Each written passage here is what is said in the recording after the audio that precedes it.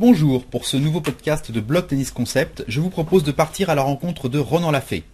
Ronan Lafay a entraîné des joueurs professionnels jusqu'au plus haut niveau mondial. Il a aussi écrit 2 ouvrages de tennis de référence qui m'ont particulièrement inspiré. Attention, au cours de cet entretien, Ronan va vous révéler quelques-unes de ses découvertes qui vont peut-être révolutionner votre vision même du tennis. Ronan Lafay, bonjour. Bonjour. Écoute, je suis très heureux de te recevoir pour une interview de Blog Tennis Concept. Tu as écrit 2 livres qui sont formidables, que je conseille à tout le monde, que j'ai déjà conseillé sur mon site, qui sont Soyez PRO, la méthode pour oser, et puis le dernier qui est sorti en début d'année, Un nouveau coaching pour gagner. Exactement. Où tu racontes ton parcours extraordinaire. Je te remercie. Alors, j'aimerais dans un premier temps que tu puisses revenir pour nos auditeurs sur ton parcours. Et puis moi, ce qui m'intéresse, c'est de comprendre comment tu es parti d'un bagage d'entraîneur de club à entraîner des amateurs, des étudiants d'HEC, comment tu en es venu à entraîner des entraîneurs, comment tu es venu à entraîner des joueurs semi-pro et professionnels. Bah écoute, ça s'est fait assez logiquement. Moi déjà, moi j'avais ce rêve-là, hein, donc ça je crois que c'est le plus important, d'entraîner à haut niveau. C'était quelque chose que, comme je le dis dans mon 2e livre, là, j'allais à Roland-Garros voir les entraînements et je rêvais de faire la même chose. Rapidement, je me suis rendu compte que j'étais bloqué par mon niveau de jeu. Que pour entraîner l'élite, il fallait avoir soi-même été fort. Donc, partant de là, quand tu as un projet et puis que tu vois que avec les instances fédérales, tu vas pas pouvoir y arriver, soit tu plies les gaules, soit tu rentres chez toi, soit tu trouves d'autres. Et moi, en fait, ça a été ça a décuplé un peu mes forces et je me suis dit, faut que je sois plus proche de la réalité. Et la réalité, c'est que les joueurs que j'entraînais avaient peur, que ça soit et j'ai commencé comme ça en club à prendre conscience que moi j'avais eu des problèmes émotionnels, de nervosité, de détachement, et en fait ça a été mon domaine de prédilection parce que je voyais bien que malgré toute la bonne volonté que tu puisses avoir, si jamais tu mets pas en place ce genre de choses, tu peux pas exceller. Et moi, comme je voulais exceller dans mon domaine, fallait qu'il y ait une vraie remise en question et des vraies compétences. Voilà, alors notamment dans ton livre, enfin je vais revenir sur avant, quand tu t'entraînais en vue de devenir pro, tu avais mis une méthode au point où avec un de tes amis, vous comptiez le nombre d'échanges, le nombre de coups joués, etc. En pensant que il y avait un rapport entre la quantité de coups joués et le résultat obtenu, et tu as un petit peu remis en cause ça. Est-ce que tu pourrais nous en parler? Ah bah oui, ça c'est, pour moi c'est la différence se fait vraiment là, c'est-à-dire que l'autre jour il y a une dame qui m'appelle parce que son fils, elle voulait que son fils soit numéro 1 mondial et elle me dit qu'il s'entraîne 4 heures par jour, il a 9 ans, et là j'ai crié au scandale parce que c'est impossible de tenir mentalement 4 heures par jour à cet âge-là. Donc en fait, moi ça a été une des priorités de mon entraînement, c'est-à-dire que quand je suis arrivé sur le niveau professionnel, alors que les joueurs que j'avais, les Bachelot, les Kadar, etc., ils avaient tous l'habitude à l'INSEP de s'entraîner au moins 4 heures par jour. Et moi, je suis arrivé, je leur ai dit, on va s'entraîner 2 heures, seulement on va s'entraîner en qualité. Et en s'entraînant en qualité, les mecs, au bout de 2 heures, ils n'en pouvaient plus, ils avaient les cernes sous les yeux et ils voyaient bien que ça suffisait, quoi. Donc, très tôt, j'ai fait une spécialité, la concentration, ça a été la chose essentielle. C'est-à-dire, je ne vais pas sur le terrain sans savoir pourquoi j'y vais. Et je sors pas du terrain sans avoir fait des progrès. Voilà, donc il y a ces 2 notions-là qui répondent bien à cette qualité. Une fois que j'ai de la qualité, je peux améliorer ma quantité, mais pas l'inverse. Voilà. Et ça, c'est valable à tout niveau, quoi. Si vous arrivez à faire un entraînement d'un quart d'heure, eh ben, c'est génial, quoi. Voilà. Plutôt que de taper dans la balle et de pas savoir ce qui se passe. D'accord. Donc dans ton livre, donc Soyez PRO, donc tu prônes le fait d'avoir toujours un objectif à l'entraînement et toujours un objectif en match qui n'est pas forcément la victoire, si j'ai bien compris. Exactement. Il y a des objectifs d'entraînement. L'entraînement étant en fait, c'est un peu comme le joueur de tennis. Et ça, on n'a pas trop l'habitude en France de le voir, puisqu'il y a souvent un coach qui donne son avis aux joueurs. Et moi, je suis pas du tout ce coach-là. Je suis le coach qui essaye de faire comprendre aux joueurs comment il fonctionne et qui soit au centre même de son projet. C'est-à-dire que le joueur a un projet qui, de cela découle des objectifs à l'entraînement. Et quand je suis à l'entraînement, je peux, par moment, et ça je l'explique dans le premier livre, il y a des moments où je consolide mon jeu, il y a des moments où j'expérimente. Voilà. Et c'est aussi à ça que ça sert l'entraînement. Par contre, en match, j'expérimente pas. En match, je vais avec le bagage que je possède et je suis pas là pour faire des progrès. En tous les cas, pas des progrès en termes de technique, de mental. J'y vais vraiment, et c'est ça la clé de voûte d'un vrai compétiteur. Un compétiteur, il part au combat en sachant exactement qui il est, ce qu'il est capable de faire, ce qu'il est capable de gérer mentalement ou techniquement, etc. Les réponses qu'il peut avoir. Voilà. Et évidemment, une fois que tu comprends ça, ben, découle ton entraînement. Je ne sais pas si je me fais bien comprendre, mais... Alors c'est très clair, c'est très intéressant. Et je pense que ça va apporter vraiment beaucoup de choses aux personnes qui auront la chance d'écouter ce podcast. Toi, tu as réussi à faire évoluer l'entraînement en allant piocher des choses dans la sophrologie, le yoga. Qu'est-ce qui t'a donné l'idée de partir dans cette direction-là? L'idée que j'ai eue, c'est de me dire et de me rendre compte au fur et à mesure du temps, c'est qu'une des clés les plus importantes pour réussir dans un système d'agressivité, c'est de cela dont il s'agit. Hein. Quand je vais au combat, j'y vais pas pour m'amuser. Hein. Il y a un vrai combat, donc il y a quelqu'un en face qui va m'embêter, et plus je vais être calme, et plus je vais avoir des solutions. Donc j'ai voulu que le joueur se fasse une belle assurance vie de ça, quoi. Qu'il ait vraiment un socle solide de calme et qu'il soit capable, avec toutes les agressions, parce que c'est de ça dont il s'agit, d'agression, et ben, qu'il soit capable d'y répondre en étant calme.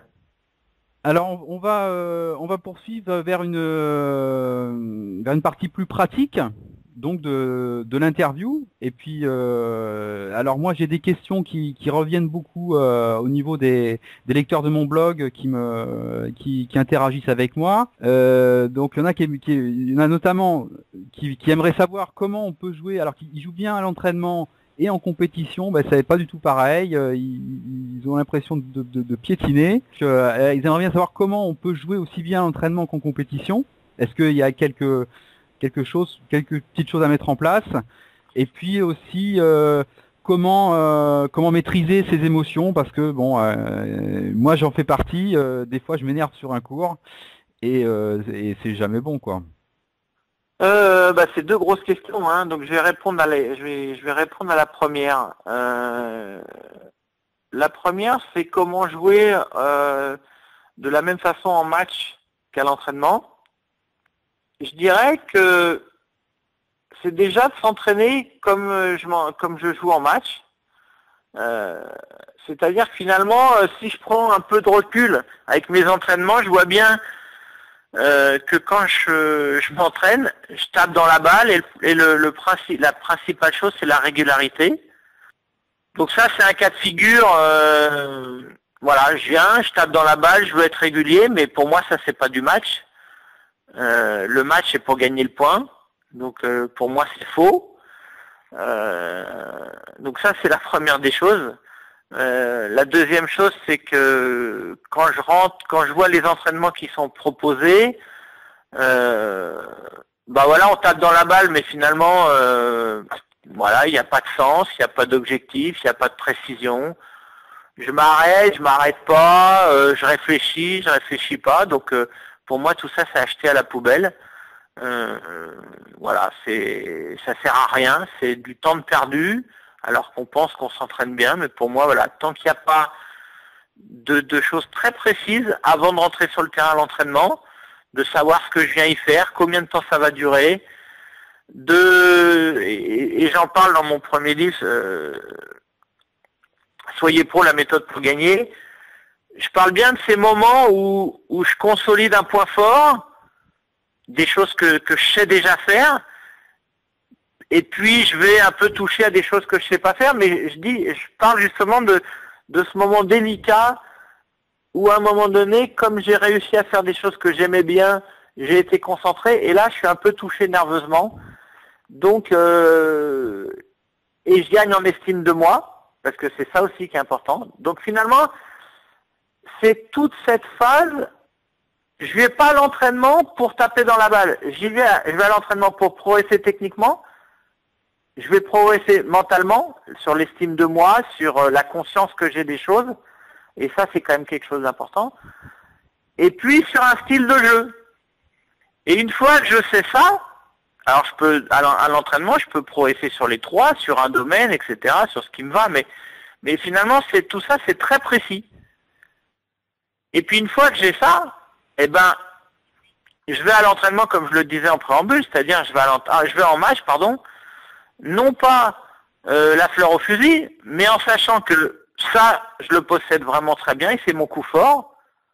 Et je vais jouer avec mon coup fort et je vais mettre en place un jeu pour détruire l'autre avec mon coup fort. C'est ça le haut niveau. Voilà. Ça me fait penser donc à une partie de ton dernier livre, Un nouveau coaching pour gagner. Parce qu'inutile de te dire que c'est des questions moi qui me travaillent, on va dire. Et tu dis quelque chose de très juste, enfin qui apparaît juste une fois qu'on l'a lu, c'est que tu dis voilà, quand on s'entraîne, généralement on réfléchit pas, on pense à rien, alors que on se pose pas de questions. Et quand on est en match, justement, on passe son temps à se poser des questions. Alors est-ce que si on commence à se poser des questions à l'entraînement, est-ce qu'on s'en pose moins en match? Bien sûr, parce que, et tu as raison de souligner ça, c'est l'entraînement, je vais m'arrêter combien de fois à réfléchir, et c'est ce que je te disais, il y a une espèce de régularité, souvent à l'entraînement on veut de la régularité, et puis on arrive en match, et finalement, tu joues combien de temps? Tu passes ton temps finalement à aller ramasser les balles et à réfléchir. Donc en fait, pour moi, il y a... on nous a fait croire, en tous les cas, je parle pour moi, on m'a fait croire qu'en tapant dans la balle et en devenant un robot, j'allais plus penser et j'allais être une machine et puis en match, bon voilà, ça allait aller. Sauf que mon cerveau, lui, il aime pas du tout ça, lui. Voilà. Parce que justement, tout d'un coup, il est agressé et je suis pas habitué. Donc, c'est intéressant à l'entraînement de mettre des situations de match. Voilà. Et si je peux... moi, il y avait des moments où le joueur, il tapait 2 fois dans la balle, voilà. Et puis on discutait pendant 10 minutes, un quart d'heure. Voilà. Et je sais pas si tu vois bien, mais quand tu vois ce que tu viens de lire, là, dans ce que je parle dans le livre, quand tu pars de ça, tu dis, bah voilà, il y a l'entraînement où je pense pas, et puis il y a le match où finalement, toutes les 2 secondes ou toutes les 3 secondes, je vais chercher une balle, je m'assois. Finalement, c'est pas un sport qui est dur physiquement, le tennis, hein, faut pas me raconter de bêtises. Tu joues un quart d'heure sur un set, oui. Donc c'est pas physique. C'est tout à fait vrai. Ce qui est dur, c'est mentalement. C'est que tu passes du temps à réfléchir, t'es agressé, t'es énervé, donc voilà. Donc finalement, quand tu me parlais pourquoi j'ai mis le yoga, pourquoi j'ai mis la sophro, parce que je suis parti de ça. C'est quoi les besoins d'un joueur de tennis? C'est pas de taper la balle en coup droit, c'est de se gérer en match. Ah, tout à fait, moi ça m'arrive de jouer 3 heures à l'entraînement et d'être tranquille et de faire un set en match et d'être complètement lessivé. Et effectivement, ça m'aide à comprendre effectivement ce genre de phénomène. Bah oui, parce que moi je suis parti du combat. Après on dit, tu sais, il y a un vieil adage qui dit allez, va te faire plaisir, prends du plaisir, amuse-toi, mais jamais de la vie. C'est pas vrai, c'est pas vrai. C'est pas vrai, donc finalement moi il m'est arrivé de dire au père d'un gamin là, je lui ai dit bah ton fils il est pas prêt pour aller au combat. Il va s'énerver sur tel type de joueur, tel type de séquence, et puis ça loupe pas. Tu vois, au bout d'un moment, finalement, tu les repères. Et ce qui est intéressant, c'est de partir de ces séquences-là. Si tu mènes un 7-0 et que toujours c'est la même chose, et d'un break, ça c'est le gros truc dans le tennis, c'est je mène d'un set et d'un break, et finalement j'aurais dû gagner. Mais voilà, pour moi, on n'est pas des compétiteurs. On s'entraîne pas à être des compétiteurs. Voilà. Et pour répondre à ta première question et finir là-dessus, comment on peut jouer aussi bien en match qu'à l'entraînement en s'entraînant comme des vrais compétiteurs? C'est aussi simple que ça. Et pas en croyant que je fais du patinage artistique, c'est beau. Évidemment, quand on m'agresse pas, je suis très bien, quoi. Ah bah on terminera donc cette interview sur là-dessus. Je rappellerai à mes lecteurs donc que tu es l'auteur de 2 livres qui sont, à mon avis, à lire absolument par tous les tennisman. Et parmi les personnes que j'ai rencontrées qui ont lu notamment la Tennis Soyez Pro, en fait, bon, il n'y en a aucun qui m'a dit que c'était ça intéressait vraiment tout le monde. Hein, donc c'est vraiment et le deuxième, un nouveau coaching pour gagner. Je le conseille aussi. En dehors de tes activités d'écrivain, d'entraîneur de tennis pro, j'ai vu sur ton site que tu intervenais aussi en entreprise, et puis avec des jeunes. Écoute, moi je m'occupe d'artistes, notamment d'artistes peintres.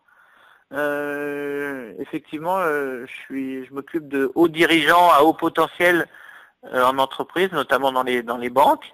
C'est mon job actuellement. Je fais des formations pour les ligues, pour mettre en place, pour faire comprendre un peu comment s'entraîner, et puis la préparation mentale intégrée, la psychologie de l'entraîneur, parce que tout ça c'est des choses, des thèmes dont on parle pas, mais qui sont quand même qui sont essentiels. Donc et voilà, ces questions des émotions, ces questions ça revient tout le temps, et finalement c'est bien que tu mettes ça en place, parce que oui, tout à fait. Parce qu'il y a une vraie demande. Voilà, je te remercie vraiment très chaleureusement, ouais, et c'est sympa à toi, c'est sympa je te souhaite vraiment une bonne chance pour la suite de tes activités qui sont passionnantes. Merci beaucoup. Retrouvez chroniques, conseils et astuces sur les meilleures techniques pour vous améliorer au tennis sur blogtennisconcept.com. À bientôt sur blogtennisconcept.com.